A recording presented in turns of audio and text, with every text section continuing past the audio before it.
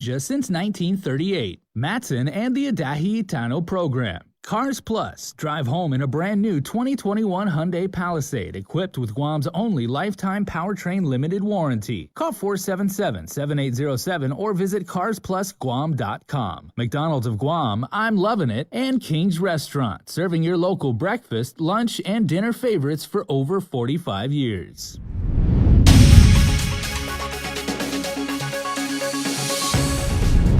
GPD Highway Patrol investigates the island's third traffic-related fatality. Clinics are delayed this week, but we've got an update on Guam's vaccination shortage. Plus, more federal aid one step closer to becoming a reality. We've got you covered right here and right now on Primetime. Half a day and good evening. I'm Adriana Cotero. The third auto pedestrian fatality of the year occurred over the weekend that has left a man dead. The Guam Police Department's Highway Patrol Division is investigating the crash that took place just before 10:30 p.m. by the Dededo 76 Circle K gas station. According to GPD spokesperson Sergeant Paul Tapau, a Toyota T100 was headed eastbound on the inner lane and on Route 1 when it struck the pedestrian. The man was transported to Guam Regional Medical City for treatment, where he later died from his injuries. And more tragic news. COVID-19 has claimed its 131st victim over the weekend. According to the Joint Information Center, a 36-year-old woman died at 3:04 Saturday morning at the Guam Memorial Hospital. The woman had underlying health conditions and was admitted to the GMH as a known positive case on January 7th. As for the latest case count to date, there have been a total of 7,736 officially reported cases of COVID-19 since March of last year. 41 cases are active, while there have been more than 7,500 recoveries. Thousands have joined the vaccination, but according to the latest numbers from the Joint Information Center, Guam is short 727 doses, putting a pause to the vaccination clinics this week. As Tyler Mattanani reports, although we're experiencing a shortage, Guam is not only preparing for thousands of doses for our March allotment, but also looking ahead to roll out a third vaccine. Due to a shortage of vaccines, Public Health will not hold any vaccination clinics this week. But things could change if Guam receives its March allotment of over 30,000 vaccines by March 5th. Public Health spokesperson Janella Carrera. Arrived. So as you know, we did place an order last week on the 26th. That was on Friday. But if they arrive early, because we have 3 to 5 business days. So it really depends on when they arrive. If the Pfizer and Moderna vaccines arrive early, then we can start planning to schedule the vaccination clinics, especially those who are due for dose 2. In the meantime, a new vaccine may be added to our arsenal in the battle against COVID.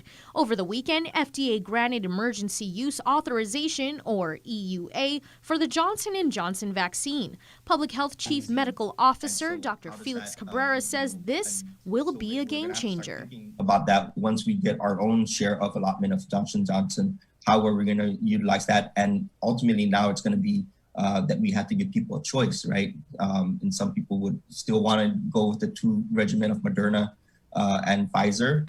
Governor Lou Leon Guerrero commented on the Johnson & Johnson vaccine, saying, quote, "Our island is leading the nation in vaccination efforts, and the addition of the Johnson & Johnson vaccine ensures we reach our goal of achieving herd immunity as early as the summer months. Its single dosage will allow us to administer vaccines faster and to more people, which translates to more protection for our community," unquote.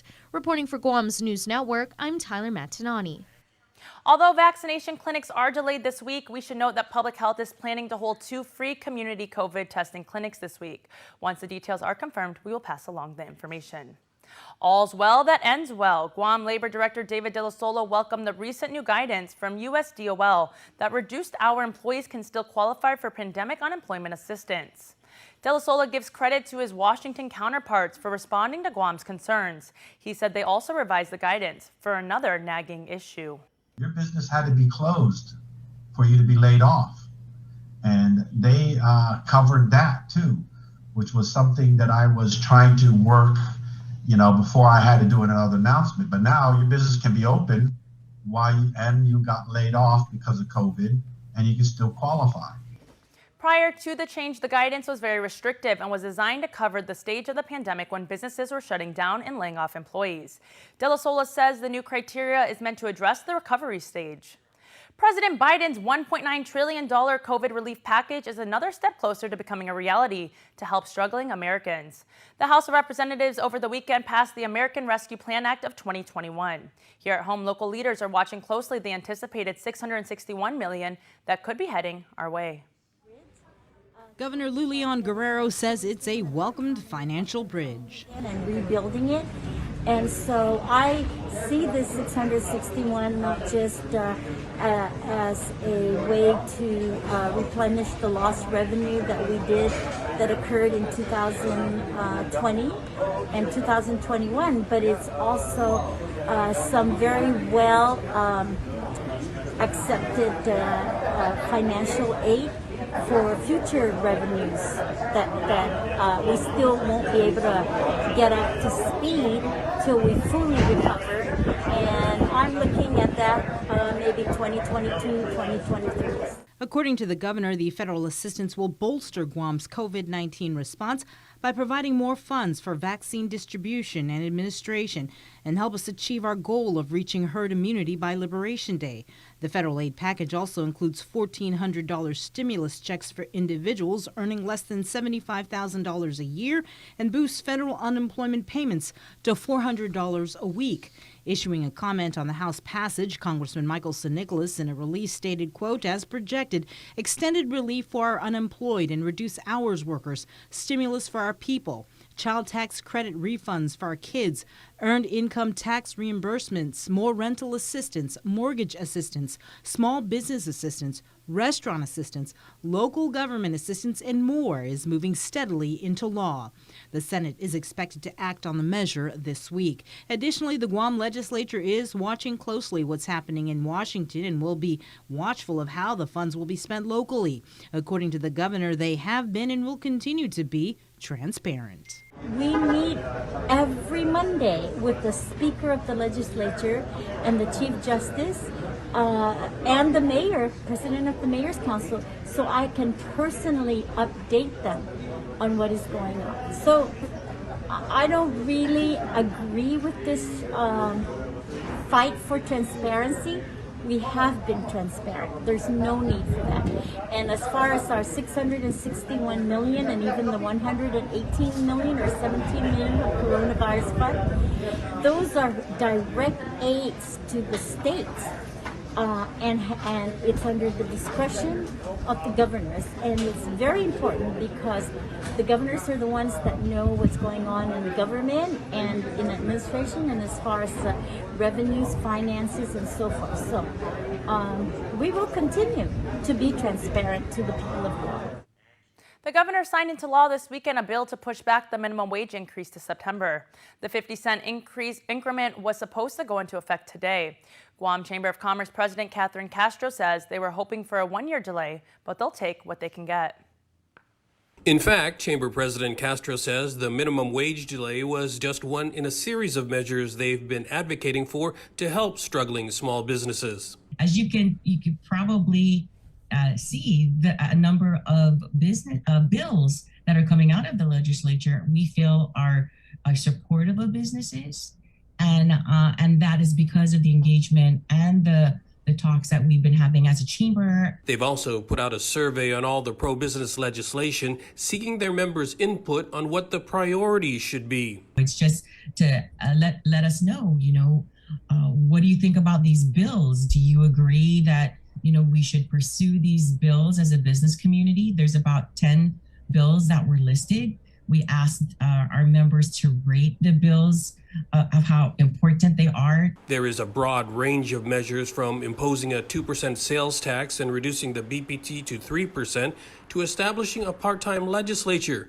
It's an indication, perhaps, that the chamber will be engaged not just during the recovery, but also heading into the 2022 gubernatorial election year. Castro confirms the lobbying group Action PAC that had helped form last year is still active and actively engaged in promoting the chamber's interests. I'm going to be frank, we did lose just under 40 members in 2020. And a lot of that was all small businesses. I would say half of that was closure, and the other half was they're just trying to make it. For Guam's News Network, I'm Nestor Lecanto.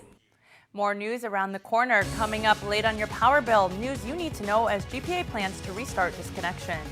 And we're kicking off our very special series as UOG prepares to celebrate Charter Day. Those stories and more when we return. Get up-to-the-minute news, plus access to alerts, streaming radio, promotions, and more on your mobile device by downloading the KUAM News mobile app, available at the App Store now. Social distancing may be the new norm, but connection will always be our tradition. Through good times and tough times, we remain connected with you. Masks may be the new fashion, but protection will always be our style. You can always count on us to protect the things that matter the most. Sanitizing may be the new routine, but caring will always be our practice. We care about your loved ones and the things you value the most. And as we welcome our new normal, one thing remains certain: we will always be here for you. We're open and ready to serve you. Calvo's Insurance, a legacy of trust.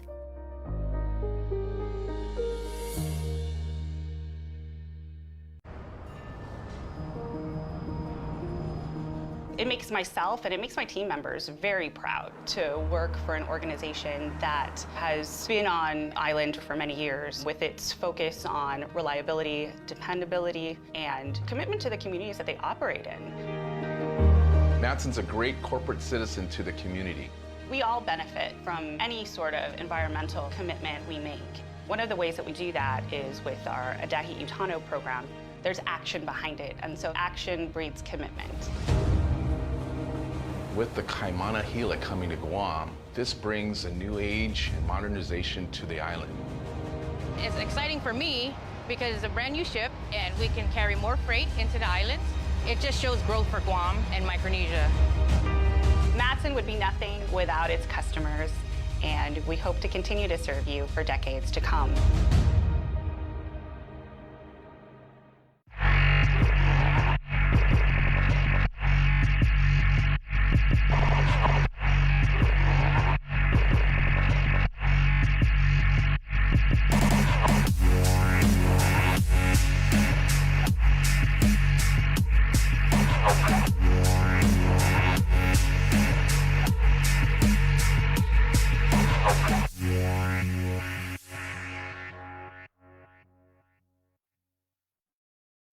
KUAM News, winner of the 2020 Regional Edward R. Murrow Award for Excellence in Social Media.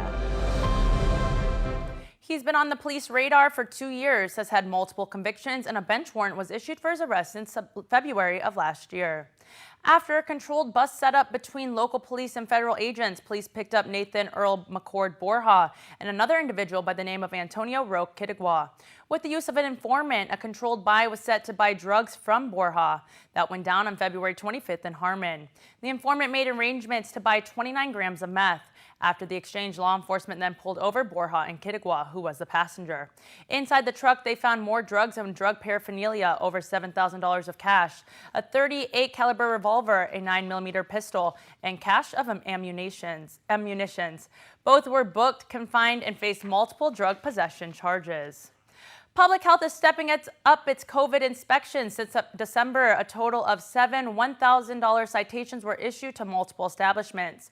According to Division of Environmental Health Administrator Mary Lo Scroggs, their team of 4 inspectors are visiting restaurants and bars to make sure they are in compliance. We have 2 citations. There were 2 citations issued this weekend, last Saturday, 1 restaurant and a bar. So there's a total of 9 citations that were issued ever since we started. Ever since we adopted the rules and regulations. The latest 2 issued citations were Spring Chinese Kitchen, which was found to not have a COVID mitigation plan, wearing a mask, and no logbook or record of guests. Over the weekend, they also cited Caves Bar because patrons and employees were not wearing masks. Both inspections were a result of complaints made to Public Health. If you're falling well behind in your power and water bills, you need to give the utility companies a call. CCU member Simon Sanchez says while 98% of customers are current, they want to put the word out to the 2% whose arrears are stacking up. There are a group of people that we're noticing the struggle. We're noticing it's increasing the number of people that are delinquent.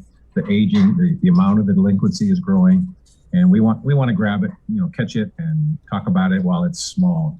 Owing 7-8 months of power or water is not where you want to be. He says there are no immediate plans to start disconnections, although GPA and GWA management have been asked to present their plans to the CCU this month for that eventuality. It's not fair if 98% of the people are paying their power. We can't give free power or water to 2% of the people. We've got to help everyone reach that common goal. So the programs are there.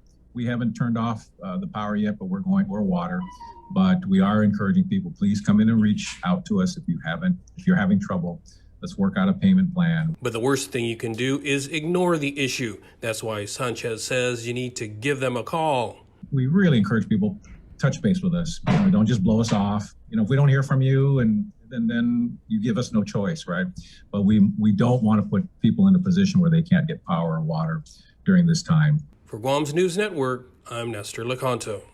Tonight, we're kicking off a special series leading up to next week's 53rd Charter Day for the University of Guam, in which we profile the various colleges, programs, distinguished faculty, and community service initiatives that make the Manila School stand out. And as an added bonus, the members of our news team, who are proud UOG alumni, are presenting each installment. And leading off is Peter Santos from the class of 2018 with the school that empowers young minds with knowledge.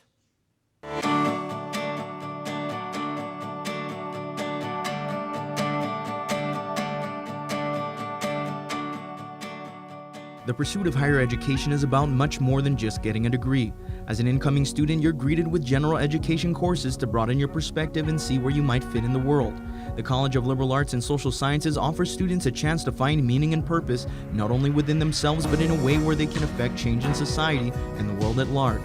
Dean of the College of Liberal Arts and Social Sciences, Dr. James Selman. The College of Liberal Arts and Social Sciences is at the core of the threefold mission, INA, Descubre, Seti.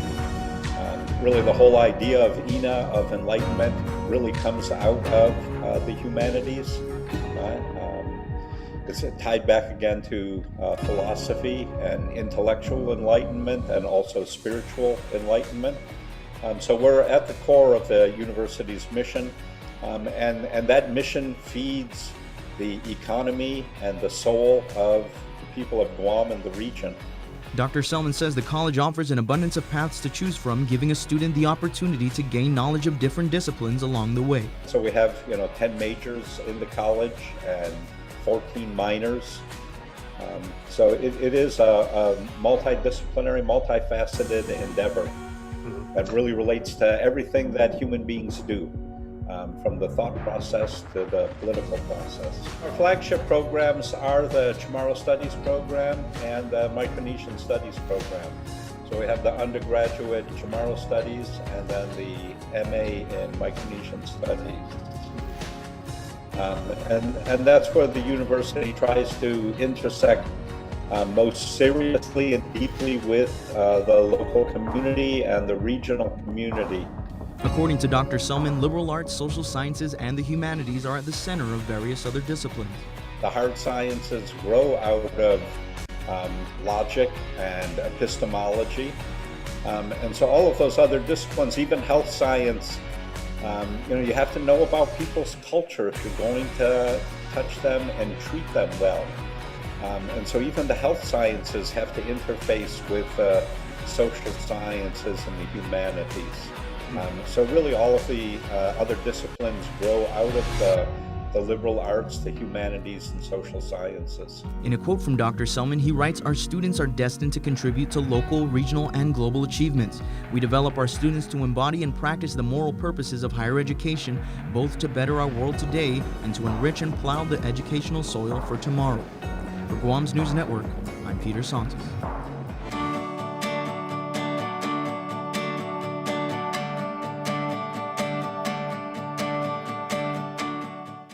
Still to come on Primetime, national headlines.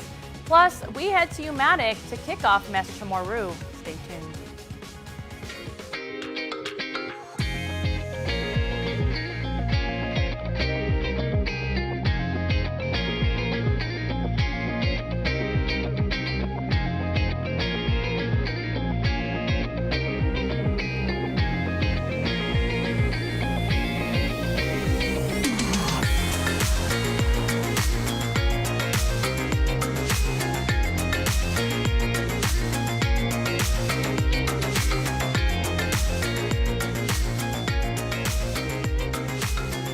Your community calendar is brought to you by Taco Bell. Whether it's your first meal or your fourth meal, we've got you covered. Taco Bell, live Más. Hi, I'm Mike. Jack hired me to tell you about his bagel breakfast sandwiches with bacon or sausage. Jack, I thought you hired me to be the spokesperson. Why choose one when you can have two? My 2 for $5 bagel breakfast sandwiches. Guam is truly a majestic place with its sheer natural beauty, wealth of beaches, and culturally rich landscape. Unfortunately, Guam has a real problem with unwanted invasive species. Help us in preventing their introduction and spread. The coconut rhinoceros beetle, the little fire ant, the African snail, Siam weed. These are just a few of the numerous invasives on Guam. Follow proper custom procedures when bringing plants and animals into Guam. Help protect Guam. Tell your family and friends about invasive species. To report invasive species, call 475-PEST. We get it. Living to the fullest is tough during COVID-19. You don't need to do it alone, and everyone needs a hand right now. We are here. Feeling overwhelmed? Call 647-8833 and let's talk. Mangagihem is a project of Guam Behavioral Health and Wellness Center. Welcome back. On this day 500 years ago, Magellan set foot on our shores, forever changing the course of history for the island and its people. Today, emissaries of the King of Spain took part in a ceremony of peace and goodwill that will be set in stone from here on out. Peter Santos reports. A new tradition was established in the village of Umatic during a ceremony held in honor of the ancestors of the land and all those who have died since 1521 under colonial rule, both from the Spanish as well as the United States. Chief Program Officer of the Guam Preservation Trust, Joe Kanata. This new tradition is very special to us. The new tradition is going to recognize the people that went before us, the people that died from the casualties, not only from the rule of Spain, but also from the rule of America. It marks 500 years since Magellan made his way to the island, and with Guam's history being what it is, this ceremony is about more than keynote speeches and group pictures. This ceremony is important to the people in Umatec. This is where the people of Spain is going to hand over the plaque that again cements this peace and goodwill between Spain and Guam.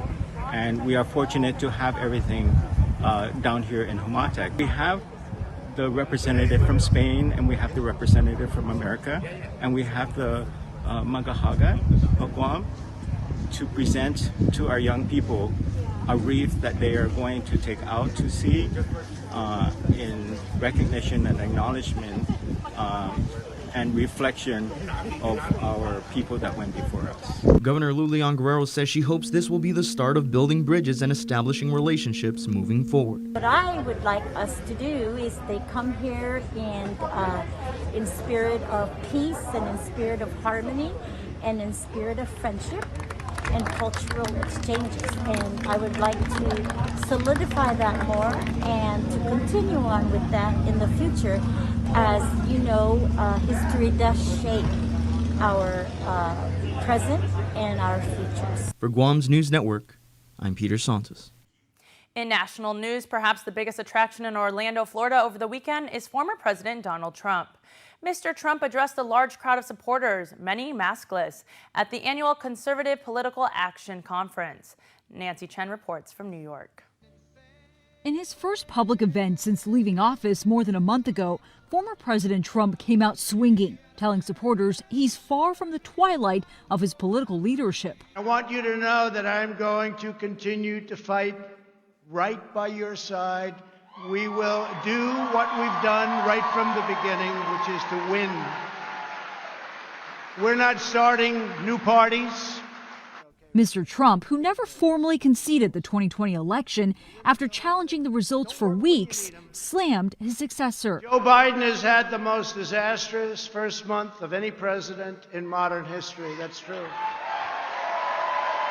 Already the Biden administration has proven that they are anti-jobs, anti-family, anti-borders, anti-energy, anti-women, and anti-science. Ohio Representative Jim Jordan spoke before the former president was set to take the stage, making a clear pronouncement asserting Mr. Trump's role as party leader. Leader of the conservative movement, the leader of the American First movement, the leader of the Republican Party, and I hope on January 20th, 2025, he is once again the leader of our great country. He's The former president is also expected to say the Republican Party remains strong and united and blamed what he calls a few Washington establishment political hacks for any division. Nancy Chen, CBS News. Birthday shoutouts are next. Keep it here. So long, nacho fries. Whenever Taco Bell takes them off the menu, he can't escape the cravings.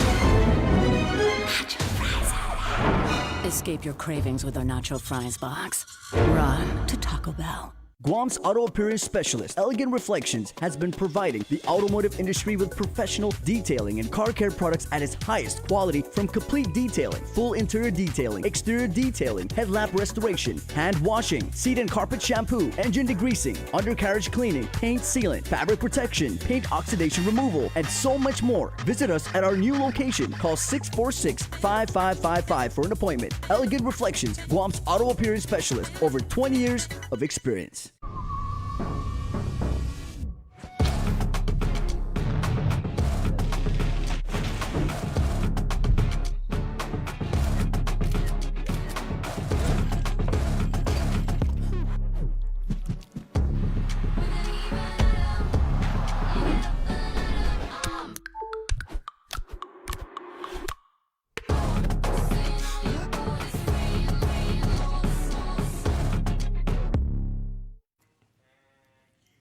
And before we close out the news tonight, our latest round of birthday shoutouts from the Cold Stone Creamery Birthday Club. Happy birthday on the first day of March and the first day of Chamorro month. Biba mes tomorrow. And we say happy birthday to Kayleen Flores, who is getting birthday love from the entire family. Now we got a bunch of belated birthday wishes going out to several Guamanians, starting off with Destiny Conception, who was born on February 28th. Happy birthday from your Guam and Texas families. May God bless you with many more to come. Enjoy your special day. Jeanette Chrysostomo, also born on the last day of February. Happy birthday, Jeanette. We love you. Say Benny, Jin, Bella, and Cheta. Dina Hubbard, born on the 27th. Wishing you a very happy, blessed birthday with many more to come. Love, hugs, and kisses. Del Sablan Leon Guerrero, born on February 28th. From the Macshot clan, wishing you a joyful, blessed birthday with love, peace, and hugs. Rochelle Sablan Diego, wishing you love, peace, and hugs on your special day, says your entire family. Marshall Roseanne Sablan, happy birthday to you and blessings from your entire family. Levy De Plata, born on February 27th, happy third birthday to our little mayor. May the Lord continue to bless you with love, happiness, and guidance in life's journey. The Fambula says we love you. Also, Keone Clyde Gogui, happy birthday, Keo. Have a great day and have lots of fun. We love you unconditionally. Dolores Pangilinan, born on February 28th. Viva cumpleaños, Nana Dolores Pangilinan, from all your grandchildren and great-grandchildren. Drew Napati, happy belated 13th birthday. We love you. Say Mom, Dad, Grandma, and Grandpa. Also born on February 21st, Jesse Uggan. Happy belated birthday to you. From Drew Boy, Phil, and Denise, and your wife, Linda. Jerry Nauta gets a birthday wish, as Jerry was born on February the 21st. We love you, say your sisters and brother-in-law. And lastly, but certainly not leastly, happy birthday to Marianne Chrysostomo, who was born on February 13th, and Baby Joan Napati, who was born on February 12th. Happy belated birthdays to our sisters. We all love you both, says your family. Remember, you can be part of the Cold Stone Creamery Birthday Club by registering online on KUAM.com. Please make sure to include with your photo your name and birthday. That's going to do it for us here on Prime Time, but stay tuned. Extra is up next.